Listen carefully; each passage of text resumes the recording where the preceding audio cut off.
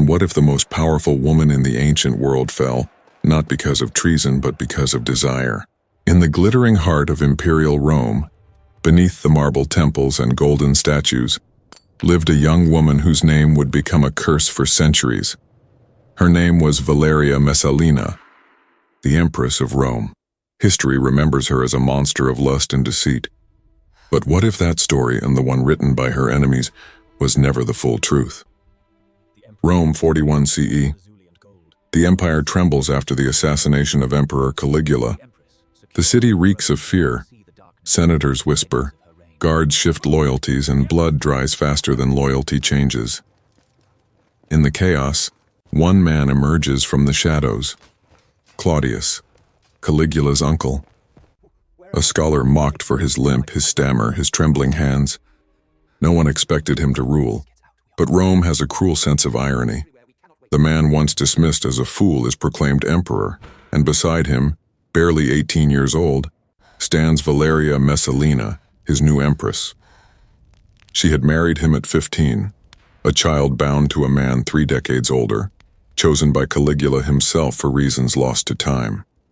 Her life had never been her own. In a world where women were pawns, Messalina would become a queen, but one whose every move would be judged, twisted, and feared. By day, she played her role to perfection. The dutiful empress, the mother of Claudius's children, the face of Roman virtue, but at night, the story changes. Ancient accounts claim that Messalina slipped from the palace disguised with a simple cloak and a blonde wig, vanishing into the maze of Rome's underbelly, the Subura, a district of smoke, wine, and sin. There, amid the stench of cheap perfume and flickering oil lamps, she allegedly lived another life, not as empress but as a common woman, known only by the name Liska, the shadow. The historians Tacitus and Suetonius tell us she rented a small cell and offered herself to passing strangers. It wasn't for gold. She already owned palaces, gardens, slaves, and jewels.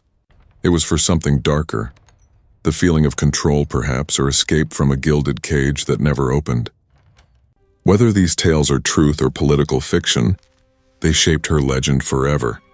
Within the palace, whispers began to grow. Messalina, they said, was hosting secret gatherings, feasts of luxury that ended not with politics, but with indulgence.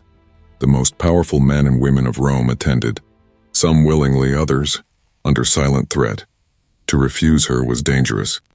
To accept was worse. Every guest who succumbed to the Empress's temptations became trapped, guilty of secrets she could expose at any moment. In a city where survival depended on reputation, Messalina's charm became her most potent weapon. Yet power gained through pleasure is fragile. The men who surrounded Emperor Claudius, his freedmen advisors, Narcissus and Pallas, and watched her closely. They saw not a woman's indulgence, but a potential catastrophe for the empire. Among the many tales told of Messalina, one stands above all. An event so scandalous it echoed for 2,000 years.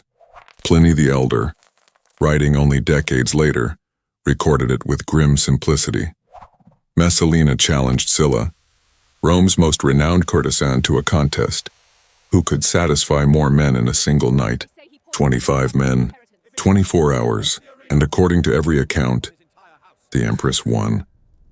Modern historians question the logistics, even the sanity of the claim. But whether true or not, the Romans believed it, and belief in ancient politics was more dangerous than fact. It transformed Messalina from empress into legend. Her body politicized, her name cursed. Why such obsession with her? Perhaps because Rome could not comprehend a woman who chose, not one who was taken.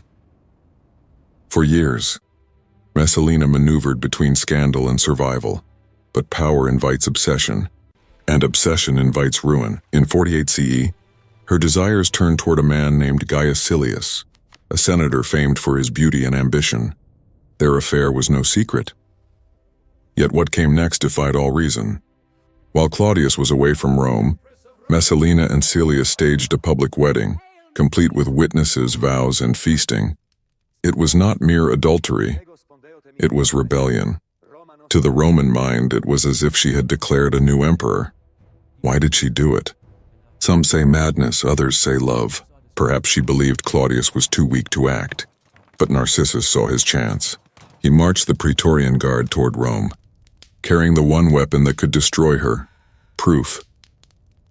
As Messalina celebrated in her gardens, music echoing through marble halls, the city shifted beneath her feet. Word spread: the emperor was returning. The revelry froze. The dancers stopped. In that instant, the most powerful woman in the world became the most hunted. She fled to the gardens of Lucullus, a palace she had once seized through cunning and fear. Now it was her prison. With her was her mother, Lepida, a figure absent from her life until now, returning only to witness her daughter's end. Messalina tried to plead for mercy to reach Claudius with their children by her side, but Narcissus intercepted the message. He knew that if Claudius saw her tears, he might forgive her, so he sent soldiers instead. They found her trembling in the fading light, holding a dagger she could not raise. Her mother urged her to act, to die with dignity.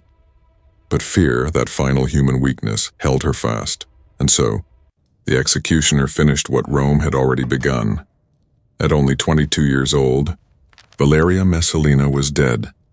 When news reached Claudius, he showed no grief. Suetonius records that he continued his meal as though nothing had happened. Perhaps it was shock, perhaps relief, or perhaps in Rome emotions were luxuries an emperor could not afford. Her allies were executed. Her name was struck from monuments. Her memory erased from public record, damnatio memoriae. Yet her legend survived, whispered through centuries, reshaped by every writer who needed a cautionary tale.